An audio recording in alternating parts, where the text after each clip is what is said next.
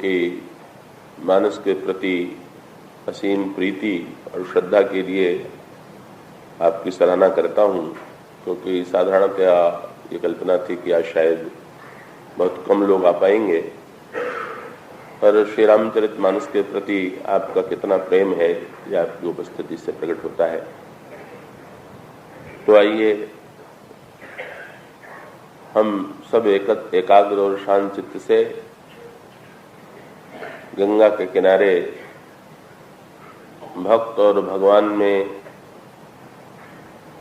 जो एक अनोखा प्रेम भरा वार्तालाप हो रहा है उसका रहस्य हृदयंगम करने की चेष्टा करें। भगवान श्री राम अयोध्या से निकलकर चित्रकूट की ओर जाते हुए श्रृंगवेरपुर में पहुंचते हैं और प्रातःकाल वे गंगा के किनारे खड़े होकर केवट से नौका लाने का अनुरोध करते हैं, पर केवट का व्यवहार बड़ा अनोखा था, बड़ा विचित्र था। तो अगर प्रत्यक्ष रूप से देखें तो ऐसा लगता है कि जैसे केवट में शिष्टाचार का लेश नहीं है, केवट का व्यवहार मर्यादा के अनुकूल नहीं है, क्योंकि वह कह देता है कि मैं नाव नहीं ले आऊंगा। पर इसके साथ साथ इतना ही नहीं, केवट यह भी दावा करता है कि मैं आपके मर्म को भली भांति जानता हूं, इसलिए रंच मात्र मुझे आपसे भय नहीं लगता। और मुझे ये भी ज्ञात है कि आपके चरण कमलों में ऐसी कोई औषधि है, कोई दवा है जो पत्थर को भी नारी के रूप में परिणत कर देती है। कहीं मेरी नौका को भी आपने यही रूप दे दिया और ये नौका नारी के रूप में बदल गई, तो फिर ये जो यहाँ आवागमन का साधन है वो चला जाएगा, कोई यात्री यहाँ आवेगा ही नहीं। इसी के द्वारा मैं परिवार का पालन पोषण करता हूं। तो इसका उपाय यही है कि यदि आप पार जाना चाहते हैं तो मुझसे चरण पहले धुला लीजिए, और चरण भी मैं अपनी ओर से तब तक नहीं धोऊंगा जब तक आप अपने मुख से ये न कहें कि मेरा चरण धो। और चरण धोने के पश्चात भी बड़ा मीठा विनोद उसने किया। चरण धोने के पश्चात भी पद कमल धोई चढ़ाई नाव। चरण धोने के बाद मैं आपको गोद में ले चल करके नाव पर भी बैठाऊंगा। उसका व्यंग ये था कि एक बार चरण धोने के बाद भी यदि आप पैदल चलेंगे तो फिर आपके चरणों में धूल लग जाएगी, तो समस्या तो ज्यों की त्यों बनी रहेगी। इसलिए आपका चरण धोने के पश्चात मैं आपको ले चल करके नौका पर बैठाऊंगा भी, पर आप विश्वास रखिए कि मैं इसके बदले में आपसे कोई उतराई नहीं लूंगा। कि इतना कहने के साथ साथ ऐसा लगता है कि जैसे केवट सीमा को लांघ गया। श्री लक्ष्मण जी की आंखें टेढ़ी हो गईं, उन्हें कुछ क्षोभ हुआ, क्योंकि जितना व्यवहार केवट का था वो तो विचित्र था ही, पर अंतिम वाक्य तो ऐसा था कि जो ऐसा लगा कि जैसे बस अब तो सीमा हो गई। क्योंकि केवट ने ये कह दिया कि मैं आपकी शपथ लेता हूं, और उससे भी आगे बढ़कर के कहा कि मैं आपके पिता दशरथ की भी शपथ लेता हूं कि मैं जो कुछ कहता हूं बिल्कुल ठीक इसी रूप में मैं करूंगा। का बिना मेरी इन बातों को स्वीकार किए आप पार नहीं हो सकते। तो जब केवट ने ये वाक्य कह दिया तो स्वाभाविक है कि श्री लक्ष्मण जी को लगा कि भाई शपथ लेने के लिए इस प्रकार से प्रभु की शपथ लेना और उसमें फिर पिताजी तक की का स्मरण कर लेना, ये तो का अमर्यादा की पराकाष्ठा है। केवट ने भी इसे देख लिया। रामचरितमानस में शायद ही ऐसा कोई पात्र मिले जिसको लक्ष्मण जी से डर न लगता हो, पर ये केवट इसका अपवाद है, इसे रंच मात्र भय नहीं लगता। कब वो कह देता है कि लक्ष्मण जी मेरा क्या कर सकते हैं, केवल बाण चला करके मेरा वध ही तो कर सकते हैं, पर मैं अपने व्रत पर अडिग हूं। केवट की ये वाणी जब भगवान श्री राम ने सुनी तो गोस्वामी जी ने लिखा कि भगवान श्री राम पर उसकी क्या प्रतिक्रिया हुई। वो दोहा है उनका, सुन केवट के बैन प्रेम लपेटे अठ फटे, कव्य से करुणा ऐन चितय जानकी लखन तन। का पहला शब्द तो गोस्वामी जी का बड़ा महत्वपूर्ण ये है, जिसकी चर्चा कल आपके सामने चल रही थी, उसे आगे और भी थोड़ा इस पर विचार करें कि श्री राम ईश्वर है और ईश्वर में किस गुण की प्रधानता है। तो इसका उत्तर यही है कि भिन्न भिन्न व्यक्तियों को ईश्वर में अलग अलग गुणों की अनुभूति होती है और इसीलिए विविध जो मार्ग हैं, धर्म हैं, आचार्य हैं, संत हैं का उनके वर्णन में कभी कभी ऐसा लगता है कि जैसे एक दूसरे से भिन्न बातें कह रहे हैं, का ऐसा लगता है कि जैसे परस्पर एक दूसरे से विवाद कर रहे हैं, झगड़ रहे हैं। गोस्वामी जी ने भी विनय पत्रिका में इसकी ओर संकेत किया। कौनों ने कहा वेद पुराण और ऋषियों के मत को जब सुने और पढ़ें तो ऐसा लगता है कि जैसे सब एक दूसरे की बात काट रहे हैं। बहुमत बहुपथ पंथ पुराणनी जहां तहां झगड़ोस। तो जब परस्पर एक दूसरे की बात काटते हैं तो कुछ लोगों के मन में तो ये उलझन हो जाती है कि क्या इन धर्मों में से किस धर्म का प्रतिपादन सत्य है, ईश्वर के विषय में भिन्न भिन्न आचार्यों में से किस आचार्य का हम प्रतिपादन ठीक माने। और तब कुछ लोग ये मान बैठते हैं कि शायद ये सब के सब व्यर्थ की बातें हैं, उसमें उलझने की आवश्यकता नहीं। पर दूसरी दृष्टि से विचार करके यदि देखें तो श्री रामचरितमानस में गोस्वामी जी ने इसका बड़ा सांकेतिक उत्तर दिया और सांकेतिक उत्तर का उसे ईश्वर के संदर्भ में समझने के लिए का हम और आप अपने जीवन की ओर ही दृष्टि डालें तो हमें उसका एक संक्षिप्त उत्तर मिल जाए। क्या कि ईश्वर के विषय में तो जाने दीजिए, का अन्य व्यक्तियों के विषय में भी का अलग अलग लोगों की धारणा अलग अलग होती है। का एक व्यक्ति जिसकी प्रशंसा करता है, दूसरा व्यक्ति उसी की निंदा करता है। कई एक व्यक्ति कहता है उसका स्वभाव बड़ा अच्छा है और दूसरा व्यक्ति कहता है उसका स्वभाव बड़ा कठोर है। तो इस भिन्नता का तात्पर्य ये होता है, इसको तो बड़ा सरल है कि भाई जिसको जैसा लगता है तो वो वही तो कहेगा। का अगर हमें किसी के ऊपर क्रोध आ जाए तो स्वाभाविक रूप से जब वो हमारे विषय में कहेगा तो कहेगा कि वो तो बड़े क्रोधी स्वभाव के हैं, और अगर किसी के समक्ष उदारता की वृत्ति आवे तो वो कहेगा कि बड़े उदार हैं। तो संसार के जो व्यक्ति होते हैं तो उनके विषय में भी लोग अपनी बात अलग अलग, लोगों की अलग अलग मान्यता होती है, सबका मत एक प्रकार का नहीं होता। तो जब संसार के लोगों के विषय में इस प्रकार का मतभेद है तो फिर अगर ईश्वर के विषय में, तो ईश्वर तो असीम है, अनंत है। और श्री महाप्रभु वल्लभाचार्य जी ने तो एक बड़ा सुंदर शब्द उनके लिए चुना उनके लिए एक विशेषण चुना। उन्होंने कहा कि ईश्वर जो है वो अखिल विरुद्ध धर्माश्रय, और अखिल विरुद्ध धर्माश्रय का तात्पर्य है कि जिसमें सारे विरोधी धर्म एक साथ निवास करते हों, वही ईश्वर है।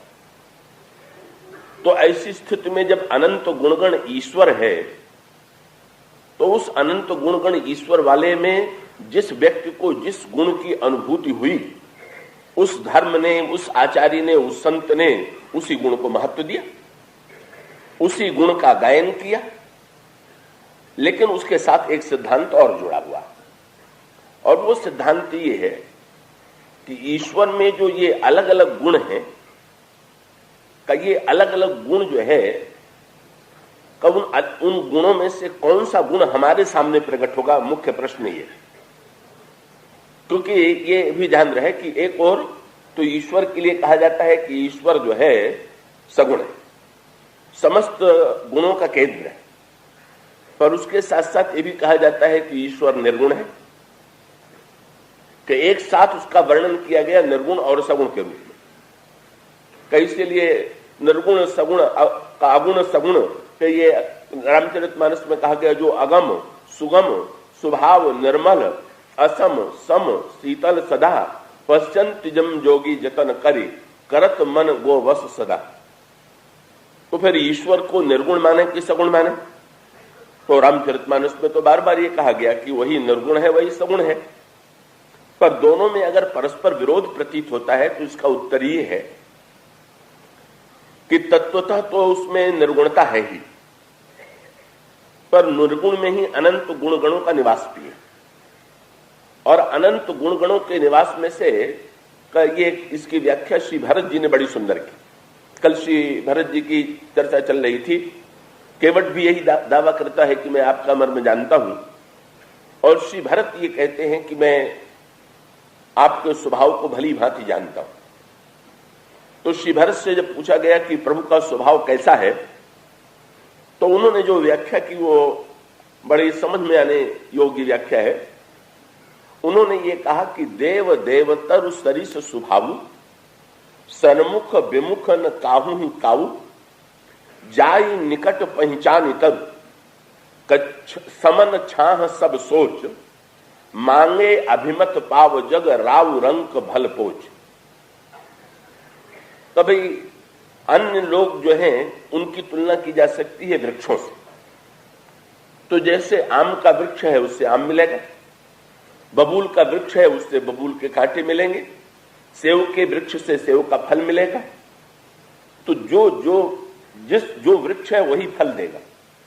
पर श्री भरत जी से पूछा गया कि भगवान कौन से वृक्ष है, तो श्री भरत जी ने बहुत बढ़िया बात कही कि श्री भरत जो है, श्री भरत कहते हैं भगवान राम का स्वभाव कैसा है।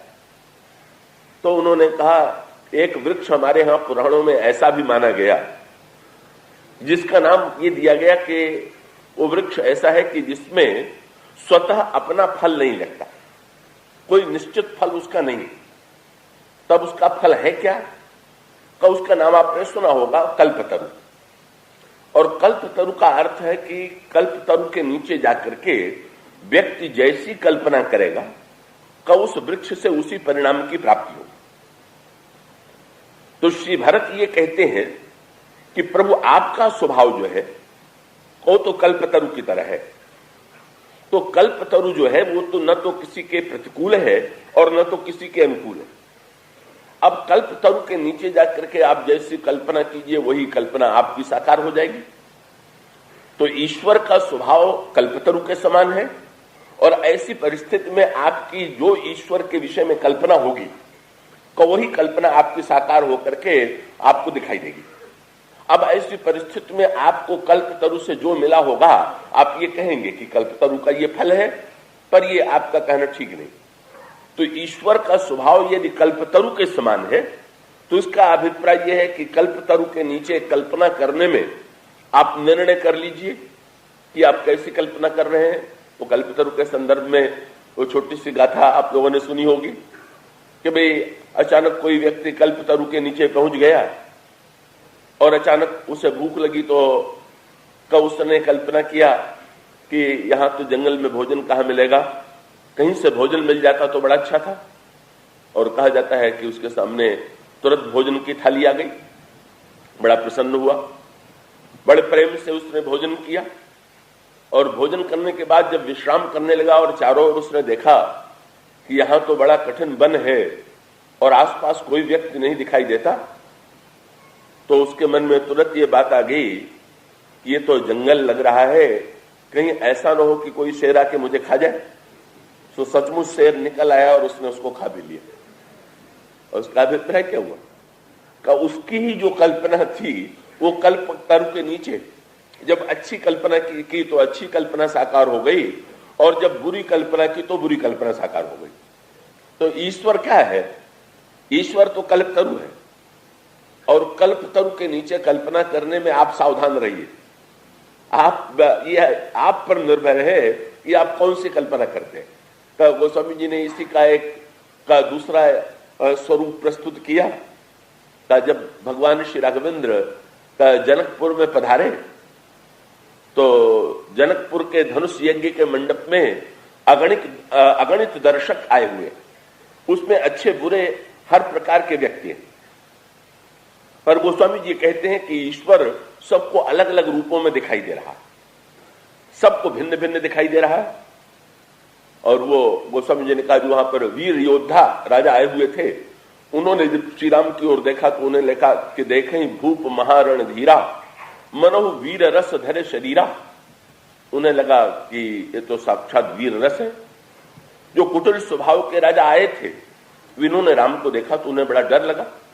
डरे कुटिल नृप प्रभु ही निहारी, मनोह भयानक मूर्ति भारी। उनको ऐसा लगा कि ये तो बहुत ही भयावन है। और रहे असुर छल छोनी पर बेखा, कतिन प्रभु प्रगट काल सम देखा। जो दुष्ट राक्षस आए हुए थे उनको लगा कि ये तो साक्षात काल, किसी को काल लगे, किसी को भयानक लगे, किसी को वीर प्रतीत हुए। पर उन्हीं राम को महाराज श्री जनक देख रहे हैं, सुनैना देख रही हैं, और उन्हें कैसे दिखाई दे रहे हैं कि सहित विदेह विलोक ही रानी, और शिशुषम प्रीति ने जाई बखानी। उनको तो ऐसा लगा कि नन्हे बालक है, जैसे बड़े सुकुमार बालक हो। तो इसीलिए महाराज जनक ने जब ये कह दिया कि पृथ्वी वीरों से खाली हो गई, तो लक्ष्मण जी ने क्रोध में आकर के ये कहा कि भगवान राम के रहते हुए ऐसा वाक्य। पर अब जनक जी की समस्या यह है कि उस समय उन्हें वे भगवान कहां दिखाई दे रहे थे। उस समय तो उन्हें वे एक नन्हे बालक के रूप में दिखाई दे रहे थे, और जिस समय वे कहते थे कि पृथ्वी वीरों से खाली हो गई, तब वस्तुतः का उनको राम उस रूप में नहीं दिखाई दे रहे थे जिस रूप में लक्ष्मण दिखाई दे रहे थे। तो वे तो जब ये कह रहे थे पृथ्वी वीरों से शून्य हो गई, तब उनका उद्देश्य कोई राम का अनादर करना नहीं था। और इसी प्रकार से गोस्वामी जी ने कहा, नारी विलोकहि हर्षिय निज रुचि अनुरूप, जन सोहत श्रृंगार धरी मूर्ति परम अनूप। स्त्रियों ने देखा तो उनको मूर्तिमान श्रृंगार रस के रूप में दिखाई दिए। फिर उसके पश्चात योगियों ने देखा तो योगिन परम तत्व में भाषा, शांत शुद्ध सम सहज प्रकाशा, हरि भक्तन देखे दो भ्राता, इष्ट देव इव सब सुख दाता। कोई साक्षात विराट रूप में देख रहा है, तो कोई साक्षात शांत शुद्ध प्रकाशमय रूप में देख रहा है। का प्रत्येक व्यक्ति भिन्न भिन्न रूप में श्री राम को देख रहा है। गोस्वामी जी से किसी ने पूछ दिया इसमें ठीक किसने देखा? गोस्वामी जी ने कहा भाई इसका उत्तर तो एक ही है कि जिनके रही भावना जैसी, प्रभु मूर्ति देखी तिन तैसी। ये भावना का महत्व ही सब कुछ है आपके अंतःकरण में। तो संसार में और भगवान में अंतर यही है कि संसार में जो हम कल्पना करते हैं, उस कल्पना को साकार करने के लिए हमें विशेष प्रकार का प्रयत्न करना पड़ता है, और हमारी कल्पना भी झूठी भी हो सकती है।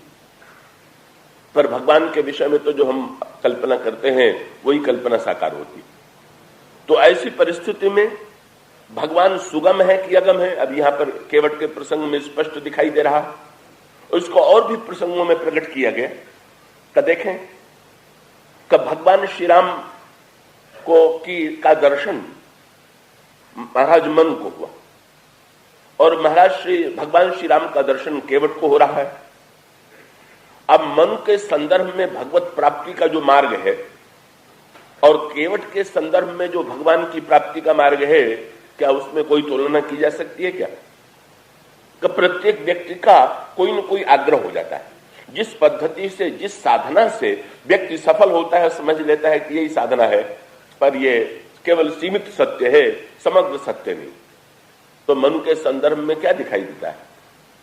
मन को भगवत प्राप्ति के लिए का उन्होंने अपने समस्त वैभवपूर्ण राज्य का परित्याग कर दिया और पत्नी को लेकर के वे वन में गए।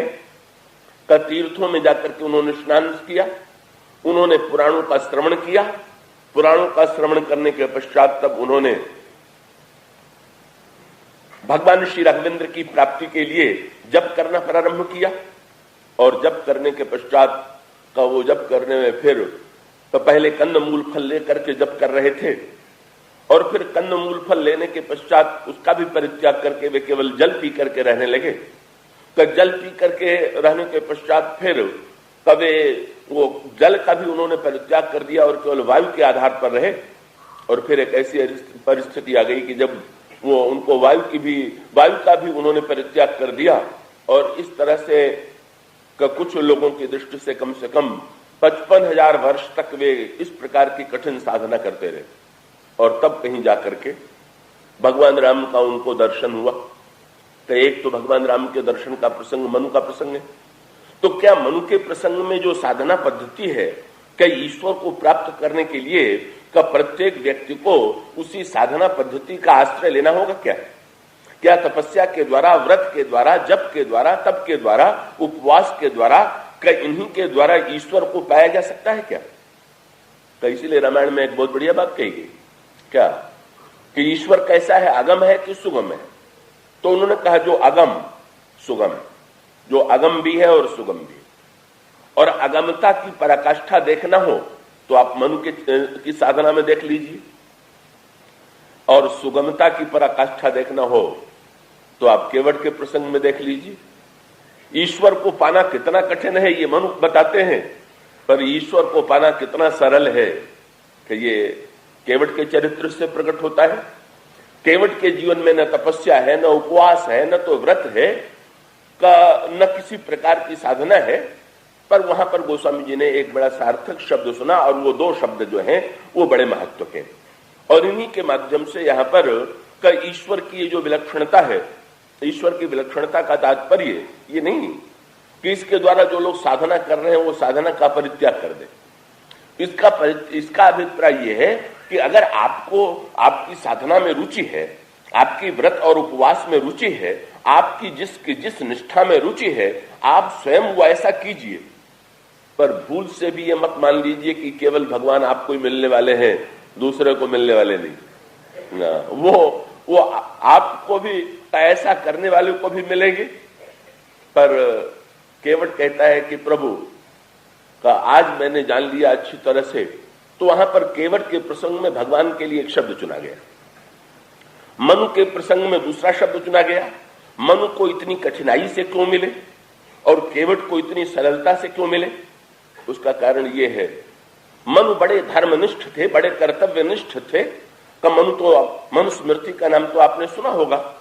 तो ऐसी स्थिति में मनु के जीवन में एक कठिन धर्मनिष्ठा है, और धर्मनिष्ठा के साथ साथ उनकी ये मान्यता है कि क्रमशः ईश्वर प्राप्त होगा।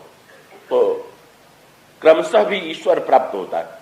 तब वो एक बड़ी प्रसिद्ध घटना कही जाती है कि एक बार किसी राजा ने किसी संत के दर्शन की इच्छा की, तो संत को अपने महल में लाने के लिए प्रधानमंत्री को भेज दिया, और प्रधानमंत्री जो है बड़े आदर पूर्वक उन्हें ले आया, और वो महल में पिछले द्वार से राजा के महल में पहुंच गए।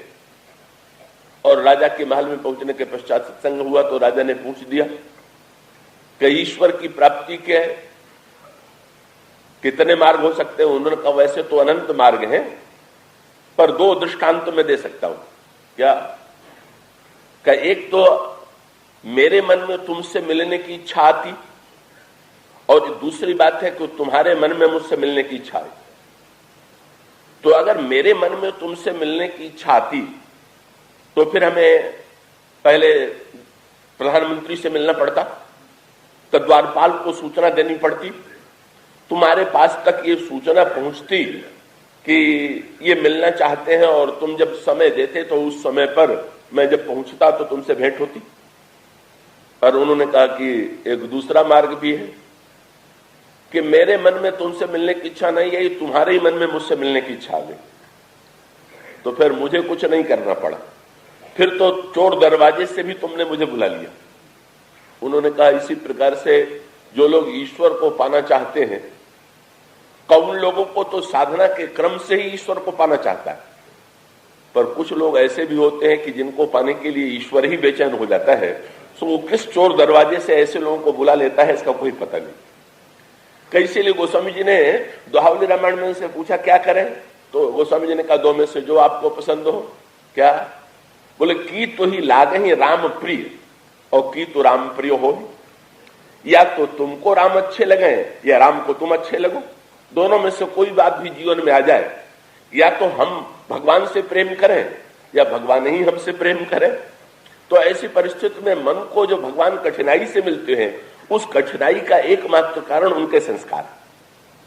उन्होंने जिस तरह से कठोर धर्म निष्ठा का जीवन स्वीकार किया है, इसलिए ईश्वर ने भी निर्णय किया कि भाई इनसे तो उसी तरह से मिलेंगे जब ये मुझसे मिलना चाहते हो, तो उसमें जैसा क्रम है, तो क्रम की दृष्टि से तो जब प्रश्न किया जाता है तब वहां पर वर्णन आता है कि मनु के जीवन में भगवान से मिलने की इच्छा उत्पन्न हुई। होई न विषय विराग भवन बसत भा चौथपन, भगवान से मिलने की उत्सुकता उत्पन्न हुई, हृदय में दुख उत्पन्न हुआ। इसके पश्चात उन्होंने पुत्र को राज्य दिया, और उसका अभिप्राय पहले विषय का परित्याग, जीवन में वैराग्य का उदय, वैराग्य का उदय होने के पश्चात फिर तीर्थ आदि के सेवन से, पुराण आदि के श्रवण से अंतःकरण की शुद्धि, और अंतःकरण की शुद्धि के पश्चात भगवान के जप और तप के द्वारा ईश्वर की प्राप्ति। तो मनु जैसा मानते थे का उसी रूप में भगवान बड़े महंगे और बड़े सस्ते, इतनी कठिनाई से उनको मिले क्यों? कई लोगों की प्रवृत्ति है क्या कि अगर कोई वस्तु सरलता से मिल जाए तो उसका महत्वपूर्ण नहीं लगे। तो ईश्वर समझता है कि भाई जो लोग दुर्लभता से मिलने वाली वस्तु को महत्वपूर्ण मानते हैं, उनको जरा कठिनाई से मिले तो ही इनको आनंद आवे, बिना इसके इनसे मिलना ठीक नहीं। तो इसलिए फिर वहां पर वर्णन आता है कि मनु की साधना की पराकाष्ठा के पश्चात मन को मिले कब। अब यहां पर तुलना क्या है कि मनु में और केवट में कोई समानता है क्या? अच्छा, मनु में ही नहीं, मनु को भगवान का दर्शन हुआ। भगवान राम के चरण धोने वाले पात्र कौन कौन से? तो ब्रह्मा ने अपने कमंडल में धोया, ये बात आपके सामने आ चुकी है। फिर उसके पश्चात रामचरितमानस में महाराज श्री जनक ने भगवान राम का चरण धोया, और फिर उसके पश्चात अयोध्या कांड में केवट ने भगवान राम का चरण धोया। अब अगर आप इन पात्रों की से तुलना करके देखें तो आपको क्या दिखाई देगा? कई इन पात्रों से तुलना करने पर आपको सर्वथा भिन्नता दिखाई देगी, सब बातें एक दूसरे से भिन्न दिखाई देंगी। का अगर जनक के प्रसंग को पढ़ें तो ऐसा लगता है कि अगर भगवान ईश्वर के चरण को प्राप्त करना है तो ईश्वर के चरण को प्राप्त करने के लिए पहले महाराज श्री जनक ने जिस क्रम से भगवान के चरणों का प्रक्षालन किया, चरणों के प्रक्षालन की पद्धति आप पढ़ लीजिए। और उस पद्धति से पहले तो यही है कि महाराज श्री जनक ने भगवान श्री राघवेंद्र को का स्वागत करने के लिए एक मंडप का निर्माण कराया। तो जनक ने जिस प्रकार से मंडप का निर्माण किया, ऐसा भी हो सकता है कि अगर हम और आप का ईश्वर को आमंत्रित करना चाहे तो जनक के समान हम भी मंडप का निर्माण करें। का गोस्वामी जी ने कहा कि वो मंडप इतना था, सोने के बने हुए खंभे थे, सोने के बने हुए खंभे में मणि जटित थी, मणि जड़ा हुआ था, और वो बड़ा ही दिव्य मंडप बना हुआ था। ये दिव्य मंडप क्या है? गोस्वामी जी तुलना करते हैं तो वस्तुतः महाराज श्री जनक का मंडप जैसा है वैसा ही अंतःकरण जब हमारा आपका हो जाए उसकी एक पद्धति है। महाराज जनक के मंडप में 4 खंभे लगे हुए हैं और चारों खंभे जो हैं का ये हमारे हृदय में भी है। का चारों हैं कौन से? का मन, बुद्धि, चित्त और अहंकार। यही अंतःकरण में जो मंडप बनावेंगे ईश्वर की प्राप्ति के लिए, उसके ये 4 खंभे हैं। और उसमें स्वर्ण जो है और उसके साथ साथ मणि है। तो मणि की विशेषता यह है कि उसमें प्रतिबिंबित करने की सामर्थ्य है। का उसके सामने जो वस्तु होगी वो मणि के खंभे में वो वस्तु दिखाई देगी। से हमारा अंतःकरण इतना निर्मल हो, मणि और स्वर्ण के समान उसमें इतनी दिव्यता हो, इतनी स्वच्छता हो, प्रतिबिंबित करने की ऐसी सामर्थ्य हो कि उस मंडप में ईश्वर आवे। और फिर वो क्रम की दृष्टि से फिर उस ईश्वर को मंडप में निमंत्रित करने के लिए महाराज श्री जनक ने किसका आश्रय लिया? पहले धन का गोस्वामी जी कहते हैं भगवान श्री राम का महाराज श्री जनक जब भगवान राम का स्वागत करते हैं तो उनके लिए कोमल पावड़े बिछाते हैं और पावड़े बिछाने के पश्चात तब भगवान श्री राघवेंद्र को सुकोमल आसन पर बैठाते हैं। तब इसका अभिप्राय यह है कि अंतःकरण जब इतना कोमल हो जाए कि उस अंतःकरण में कठोरता का लेश न रह जाए तो उस अंतःकरण के आसन पर आकर के ईश्वर विराजमान होता है। और उसके पश्चात गोस्वामी जी ने लिखा कि महाराज श्री जनक ने और सुनैना ने का सोने के बर्तन में सोने का थाल मंगवाया और सोने का थाल मंगवा करके जो जल, जिस जल से भगवान का चरण धोया गया का उसके लिए सोने के बर्तन में जल भरा हुआ था जिसमें नाना प्रकार की सुगंध भरी हुई थी। और इस प्रकार से भगवान राम का चरण स्वर्ण में, ये स्वर्ण क्या है? गोस्वामी जी रामचरितमानस में कहते हैं जैसे सोने को का आग में डालने पर भी कब वो अपने स्वरूप का परित्याग नहीं करता, कैसी प्रकार से जिसकी निष्ठा इतनी दृढ़ है कि कितनी भी प्रतिकूल परिस्थिति क्यों ना आवे, कितनी भी प्रतिकूलता क्यों ना आवे, पर जिसके जीवन में कभी भी जिसके अंतःकरण के चमक शांत नहीं होती का वही सोना है। तो सोने का बर्तन और सोने के बर्तन में दिव्य जल भरा हुआ है और उस जल को लेकर के महाराज श्री जनक भगवान राम का चरण पखारते हैं।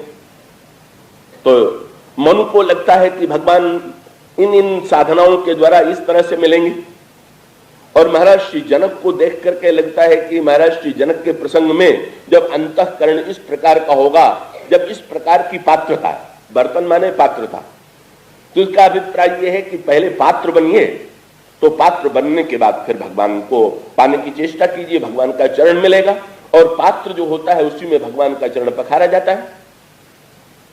लेकिन जब आप केवट के प्रसंग को पढ़ें तो सारी बात उलट गई। कैसे ने न व्रत किया न तो उपवास किया, तो पवित्रता की तो बात ही नहीं। एक बड़ी विचित्र सी बात आती है क्या, जब केवट ने भगवान राम से ही कहा, आप लोगों में से जो प्रारंभ से आ रहे होंगे उनको याद होगा कि भगवान राम जब जल्दी मचाने लगे कि भाई तुम मुझे जल्दी से पार उतार दो, तो केवट ने ये कहा कि महाराज जी मैं तो आपको नियम से ही, क्रम से ही पार उतारूंगा। जो पहले से पार होने के लिए खड़े हैं मैं उनको पहले पार उतारूंगा और आपको बाद में। तो भगवान राम ने पूछा पहले से तो खड़ा हुआ कोई नहीं दिखाई दे रहा। तो केवट ने कहा महाराज यहां नहीं दिखाई दे रहे हैं पर हमें तो दिखाई दे रहे हैं, सब के सब खड़े। कौन? तो केवट ने कहा कि मेरे पुरख है, ये जितने हमारे पूर्वज हैं। तो भगवान ने कहा कि तुम्हारे पूर्वज गंगा के किनारे रहते थे और अभी तरे नहीं, तो गंगा तो कहा जाता है कि ये तार देने वाली है। केवट ने कहा महाराज यही तो विचित्रता है, भगीरथ वाली गंगा उनके पुरखों को तो तारने वाली बनी, लेकिन भगीरथ वाली गंगा जो है हमारे पुरखों को तारने में समर्थ नहीं है। क्यों? तो केवट ने ये कहा कि महाराज, तो केवट ने सुन लिया था और हमारे शास्त्रों में कहा भी यही क्या कि मनुष्य से न जाने कितनी भूलें होती हैं। और जब कोई व्यक्ति तीर्थ में जाता है तो जैसे दिन में अगर काम काज करें और शरीर में मिट्टी लग जाए, कालापन लग जाए, धूल लग जाए तो क्या करते हैं? नहा लेते हैं, तो नहाने से गंदगी धुल जाती है। कैसी प्रकार से तीर्थ में जाकर के नहाने का तात्पर्य यह है कि मन में जो गंदगी आ गई है समाज और व्यवहार में, तो वो गंदगी वहां जाकर के धुल जाए। तो इस स्थिति में कैसी लिए तीर्थ यात्रा की जाती है का अंतःकरण की शुद्धि के लिए कहा जाता है। तीर्थों में स्नान करने से व्यक्ति पाप से मुक्त होकर के शुद्ध हो जाता है। पर साथ साथ शास्त्रों ने एक और भी बात जोड़ दी। उन्होंने कहा कि भाई अन्यत्र जो पाप किया जाए वो तो तीर्थ में धुल जाता है, पर अगर कोई तीर्थ में जाकर के पाप करे तो वो वज्रलेप हो जाता है और फिर वो धुलता नहीं। ये शर्त और जुड़ी हुई है। तीर्थ का पाप वज्रलेप हो जाता है। वो रामचरितमानस के उत्तरकांड में का एक सांकेतिक प्रसंग आता है कि भगवान श्री राघवेंद्र रावण का सिर काट रहे हैं, पर रावण का सिर काटने के पश्चात भी रावण का सिर फिर से निकल आ रहा है। तो आश्चर्य हुआ कि भगवान राम के बाण के द्वारा तक काटने पर भी रावण का सिर फिर से निकल आ रहा है। तो रावण निशाचर है, मूर्तिमान पाप का प्रतीक है, और पाप का प्रतीक रावण का ईश्वर के बाणों से भी न मरे तो इससे बढ़कर के आश्चर्य क्या होगा? क्यों नहीं मर रहा है? तो गोस्वामी जी एक बड़ा सुंदर उत्तर देते हैं। जब तक भगवान राम 30 बाण से रावण का सिर और रावण की भुजाओं को काटते रहे, तब तक सिर और भुजा कट तो जाती थी पर रावण मरता नहीं था। जब 30 बाण से रावण नहीं मरा तो अंत में भगवान से विभीषण ने अनुरोध किया, महाराज 30 बाण से काम नहीं चलेगा, एक 30वें का प्रयोग और कीजिए। ये 30 बाण और एक बाण, केवल एक बाण की कमी से रावण नहीं मर रहा है कि ये 30 बाण कौन से? तो रामायण में बाण की तुलना की गई है समजम नियम सिली मुख नाना। ये नाना प्रकार के जो सत्कर्म हैं यही बाण। तो रावण है दुष्कर्म पाप, और भगवान श्री राघवेंद्र उस पर जो बाण चला रहे हैं का वो सत्कर्म के द्वारा सत्कर्म के बाण चला रहे हैं। तो सत्कर्म के द्वारा दुष्कर्म मिट जाना चाहिए कि नहीं? साधना के बाणों के द्वारा ये पाप का विनाश हो जाना चाहिए कि नहीं? गोस्वामी जी यही एक दृष्टांत जो रावण के संदर्भ में देते हैं। विनय पत्रिका में आप लोगों ने ये भी सुना होगा, विनय पत्रिका पुराणों में की कथा में आपने सुना होगा का आजकल नवरात्र चल रहा है, देवी से का उसका बड़ा संबंध है।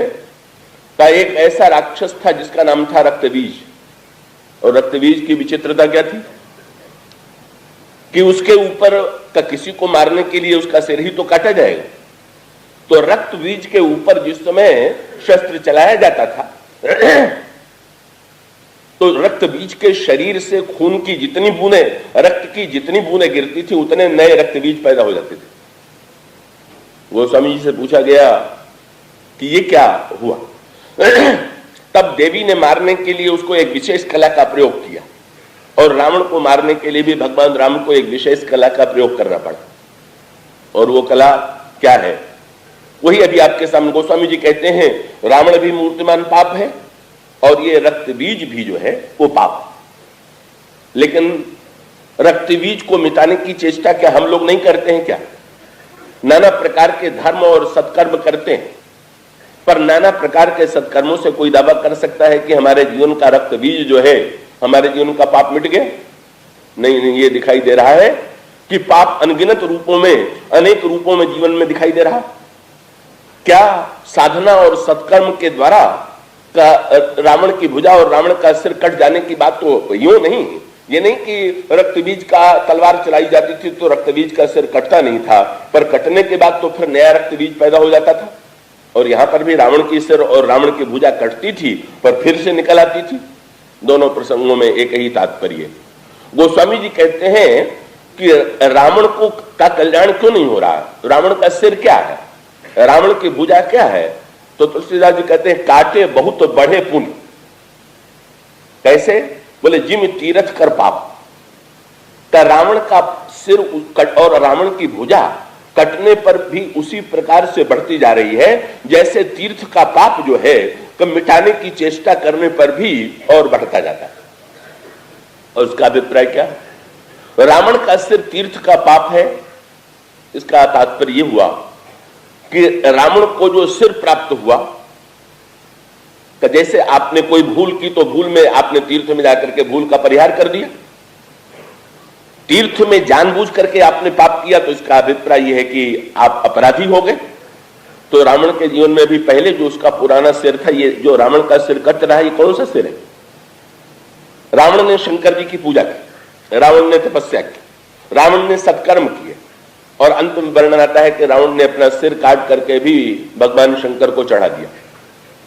तो भगवान शंकर का सिर काट करके चढ़ा देने के पश्चात भगवान शंकर रावण के सामने प्रकट हो गए। तो रावण के जीवन में तो स्वयं बड़े सत्कर्म दिखाई दे रहे हैं, लेकिन शंकर जी की कृपा से रावण के सिर जो है फिर से निकल आए। और शंकर जी के द्वारा सिर जब प्राप्त हुआ तो शंकर जी कौन है? का भगवान शंकर जिस पर कृपा करते हैं उसको भगवान राम की भक्ति प्राप्त होती है। का भगवान शंकर मूर्तमान विश्वास के रूप है, भवानी शंकरो बंदे श्रद्धा विश्वास रूपिण। तो रावण को जब शंकर जी से सिर प्राप्त हुआ तो उस सिर का सदुपयोग यही हो सकता था कि वो सिर जो है भगवान के चरणों में नत होता, उसके जीवन में विश्वास का उदय होता। पर शंकर जी से जो सिर मिला, उस सिर के द्वारा उसने का शंकर जी के जो इष्टदेव श्री राम है का उनका ही विरोध किया, का उनको ही कष्ट देने की चेष्टा की। श्री सीता जी का हरण करके भगवान राम को कष्ट देने की चेष्टा किया। तो मानो रावण का सिर तीर्थ का पाप हो गया, और तीर्थ का पाप होने के कारण ही रावण जो है, रावण का सिर और रावण की भुजा कटने पर भी रावण की मृत्यु नहीं हो रही। तब ये 31वां बाण कौन सा है? विभीषण का तात्पर्य क्या कि भाई अगर किसी से तीर्थ का पाप हो जाए तब तो उसके कल्याण का कोई मार्ग ही नहीं रहा। यहां पर भी केवट का संकेत इसी ओर। केवट ने कहा कि महाराज मेरे पुरखे जो नहीं तरे उसका कारण क्या है? कि गंगा के किनारे आकर के और लोगों के पाप नष्ट हो जाते हैं, पर हमारे पुरखे तो गंगा में भी पाप ही करते रहे। क्या बोले? यहां पर भी मछली ही मारते रहे गंगा की। तो महाराज हमारे जो पुरखे हैं वो तो तीर्थ के पाप करने के कारण तो गंगा ने कहा कि भाई का जो अन्यत्र भूल करता मैं उसको शुद्ध कर देती, जो पर मुझ में ही घुस करके जो इस प्रकार से हिंसा का कार्य कर रहा है का मैं उसको तारने में समर्थ नहीं। तो केवट ने बहुत सांकेतिक भाषा का प्रयोग किया। वही सत्य विभीषण के संदर्भ में है, वही रक्त बीज के संदर्भ में है। रक्त बीज कब मरेगा और रावण कब मरेगा और केवट के पुरखे कब तरेंगे? सर्वत्र एक ही संकेत आता है। वह विभीषण ने चरणों को पकड़ लिया, बोले प्रभु का एक बाण और चला दीजिए। और एक बाण का तात्पर्य क्या? जो साधना और सत्कर्म के द्वारा जो पाप नहीं मिटा, बोले प्रभु इसका कल्याण तो अब कृपा के बाण के द्वारा होगा, अपनी साधना के बाण के द्वारा ही नहीं हो सकता। इसलिए इसका अभिप्राय यह है कि कृपा के माध्यम से ही आप रावण को मुक्ति दे सकते हैं। रावण के कर्मों को देख करके रावण को आप मुक्ति नहीं दे पाएंगे। और यही संकेत यहां पर भी है। यहां पर संकेत क्या है? केवट का तात्पर्य था कि महाराज भगीरथ की जो के द्वारा जो प्रकट की गई गंगा थी, वो साधना और सत्कर्म। भगीरथ ने गंगा जी को पाने के लिए कितना कठिन तप किया था, आपने पुराणों में सुना होगा, पढ़ा होगा कि भगीरथ न जाने कितने हजारों वर्ष तक, लाखों वर्ष तक तपस्या करते रहे, तब कहीं जाकर के गंगा आई।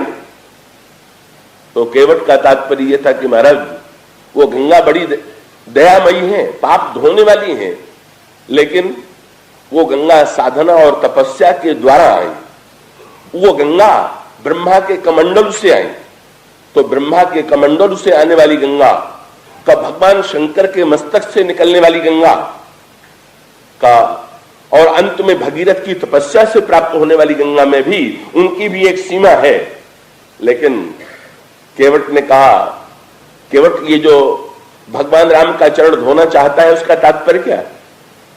बोले महाराज ये साधना और सत्कर्म की गंगा के द्वारा तो कल्याण नहीं हो पाया, पर अब जो गंगा प्रकट होंगी, केवट नई गंगा प्रकट कर रहा, और केवट ने जो नई गंगा प्रकट कर रहा है वो कह रहा है कि महाराज ये गंगा तो साधना तपस्या और सत्कर्म की गंगा नहीं का। भगीरथ तो चाहते थे कि देवता दर्शन दे, और यहां तो मैंने आपको निमंत्रण नहीं दिया, आप स्वयं चले आए। तो इसका तात्पर्य है कि अब इस समय जो है आपका जो आगमन हुआ है वो तपस्या और साधना सत्कर्म से नहीं हुआ है, तो कृपा से हुआ। और यदि कृपा से हुआ है तो फिर ऐसी परिस्थिति में का आप एक नई गंगा मैं बनाऊंगा और देवता है, तो विचार के कमंडल के द्वारा भी गंगा का जन्म हुआ। महाराज जनक का जो स्वर्ण पात्र है का उस स्वर्ण पात्र में भी का पहले साधना के द्वारा मृतलोक में भगवान का चरण मिला, तो पात्रता से भगवान का चरण मिला। पर जनक और केवट की धारणा में अंतर है। क्या किसी ने केवट से कहा कि जनक ने तो ये बता दिया कि पहले पात्र हो तब भगवान का चरण मिलेगा, तुम कठौता लिए चले आए, ये तो बड़ी विचित्र बात है। केवट ने लोगों प्रश्न कर दिया, बोले पहले पात्र मिलने पर पात्र बनने पर भगवान मिलेंगे कि भगवान के मिलने पर पात्रता आवेगी। केवट कहता है कि ना, मैं नहीं मानता कि पात्र बनने पर भगवान मिलेंगे, मैं तो ये मानता हूं कि भगवान जिस पर कृपा कर देंगे वो अपने आप पात्र बन जाएगा। इसलिए ये दोनों मार्ग हैं, तो साधना और कृपा का मार्ग। और ये केवट का जो मार्ग है, केवट की जो धारणा है का वो केवट की मान्यता यह है कि वस्तुतः पात्र बनने की व्यक्ति चेष्टा न करे, वो तो प्रभु से प्रार्थना करे कि प्रभु आप ही जब कृपा कर देंगे तो कृपा कर देने के पश्चात अपने आप पात्रता आ जाएगी। तो मेरे जीवन के दोष, मेरे जीवन के विकार, कमी, कई एक व्यक्ति कहता है जब कमी दूर होगी तो भगवान मिलेंगे, और दूसरा कहता है कि भगवान जब मिल करके भगवान अपनी करुणा की वर्षा कर देंगे, तो करुणा की वर्षा कर देने का परिणाम होगा कि जीवन के दोष अपने आप दूर हो जाएंगे। तो केवट का पक्ष क्या है? भगवान तो है कल्पतरु, और केवट भगवान को क्या मानता है? मैं तो बार बार भगवान शब्द कह रहा हूं, पर केवट ने एक बार भी उन्हें भगवान नहीं कहा। ये भगवान शब्द मनु के प्रसंग में आता है कि जब भगवान राम के सामने, भगवान राम को पाने के लिए मनु ने बड़ी कठिन साधना की, और भगवान जिसमें मनु के सामने प्रकट हुए, तो गोस्वामी जी ने कहा भगत बछल प्रभु कृपा निधाना विश्ववास प्रगटे भगवान। ये जो सर्वव्यापी ईश्वर है, जो भगवान है, वो मनु के सामने प्रकट हुए। वहां भगवान शब्द का प्रयोग है, और इसका अभिप्राय यह है, मनु ने माना कि ये भगवान, और भगवान शब्द का अर्थ आप जानते होंगे, जिसमें 6 प्रकार के ऐश्वर्य की पूर्णता हो, वो भगवान। तो भगवान माने बहुत बड़े। और केवट ने क्या माना? ये केवट के लिए श्री राम कौन है? तो भाई अगर भगवान मान ले, राजा धीराज मान ले, तो फिर भगवान के सामने जाने में भी डर लगेगा, उनसे कुछ कहने में भी डर लगेगा। और उसकी दृष्टि में भगवान राम कौन है? इसके लिए गोस्वामी जी ने शब्द चुना, सुन केवट के बैन प्रेम लपेटे अटपटे बिहसे। खूब जोर जोर से भगवान राम हंसने लगे। तब बस भगवान राम जीवन में अगर पहली बार इतने वर्षों के बाद खुल करके हंसे तो आज ही हंसे। भगवान राम के इसके पहले बिहसने का वर्णन कहीं नहीं आता। भगवान तो बड़े मर्यादा में हैं, तो उनकी तो हंसी भी उचित वातावरण में जहां जैसे हंसना चाहिए वैसे हंसते हैं। वैसे हमारे यहाँ जो भेद किया गया है हंसी का, तो ये कहा गया कि 6 प्रकार से लोग हंसते हैं। तो रामायण में भी 6 प्रकार की हंसियों का वर्णन किया गया। तब मन में मुस्कुराना, मधुर मुस्कुराना, हंसना, विहसना और अट्टहास, ये 6 प्रकार का वर्णन रामायण में किया गया है। तो भगवान राम के चरित्र में केवल 5 प्रकार की हंसी है, ये अट्टहास नहीं है। अट्टहास माने कई लोगों की हंसी इतनी भयावनी होती है कि हंसते भी हैं तो दिल लहल जाए। तो भगवान राम में अट्टहास का वर्णन नहीं। तो ये अट्टहास जो है बड़ी कठोर हंसी है, जिसमें उग्रता है। का रावण जब हंसा तो कहा अस कही अट्टहास सठ कीना, गृह बैठे आहार विधि दीना, अट्टहास किया। भगवान राम के संदर्भ में कभी कभी तो भगवान राम मन ही मन मुस्कुराते हैं, ऊपर से हंसी प्रकट ही नहीं होने देते, तो मन में कम मुस्कुराते हैं। कभी मान लीजिए आपके हंसी से दूसरे को क्रोध आ जाए, तो उस समय हंसना ठीक नहीं। का लक्ष्मण परशुराम संवाद में यही होता था। लक्ष्मण जी हंसते थे और परशुराम जी को क्रोध आ जाता था। तो परशुराम जी ऐसी बात कर रहे थे कि हंसी तो भगवान राम को भी आ रही थी, पर दोनों में अंतर क्या था कि लक्ष्मण खूब खुल करके हंसने लगते थे और भगवान राम क्या करते हैं? गोस्वामी जी ने लिखा, भृगुपति बकहीं कुठार उठाए फरसा उठा करके बार बार धमका रहे हैं परशुराम, और भगवान राम मुस्कुरा रहे हैं। तो किसी ने पूछ दिया कि परशुराम तो हंसने पर बड़ा बिगड़ते हैं, भगवान राम पर क्यों नहीं क्रोध आया? बोले नहीं नहीं, हंस तो रहे पर वो भी बाहर थोड़ी हंस रहे। तब बोले मन मुस्काही राम सिर नाए, अपने मन में ही हंस ले रहे हैं, होठों तक आने नहीं देते हंसी को। अपने जो ये हंसी का एक रूप है, बड़े मर्यादा में है कि दूसरे को अगर मेरी हंसी से दुख होता है तो हम नहीं हंसेंगे बाहर, पर हंसी की बात अगर है तो भीतर आनंद ले लेंगे। तो अपने से बड़ों के सामने भगवान राम या तो मधुर मुस्कुराते हैं या मुस्कुराते हैं। कि जिस समय कौशल्याम्बा गोस्वामी जी से, गोस्वामी जी कहते हैं मां के सामने मुस्कुराए तो देख राम जननी अकुलानी का प्रभु हंस दीन मधुर मुस्कानी। तो अपने से बड़ों के सामने या तो मधुर मुस्कुराहट है या मुस्कुराहट, पर भगवान राम का हंसना मन का मुस्कुराहट से भी अधिक आनंद आता है तो भगवान राम हंस पड़ते हैं। और उससे भी अधिक आनंद जब आता है तब गोस्वामी जी कहते हैं बिहसे, और बिहसे का तात्पर्य है कि अब जो है आनंद की सीमा हो गई। जब भगवान राम आनंद की सीमा में होते हैं तो विहस पड़ते हैं। तो ये आप पूरे रामायण में देखेंगे पहली बार ये अवसर मिला, और ये सौभाग्य किसको मिला?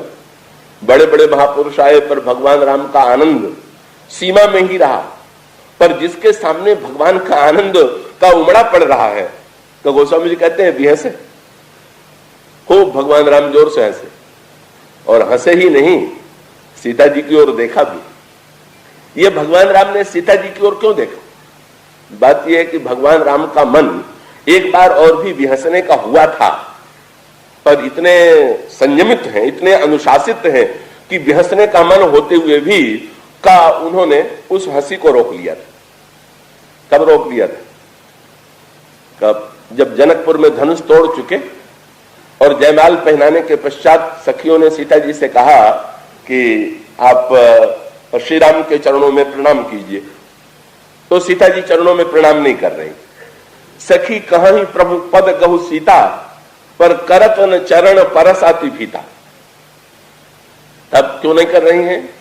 गौतम तिय गति सुरति कर, नहीं परसत पग पान।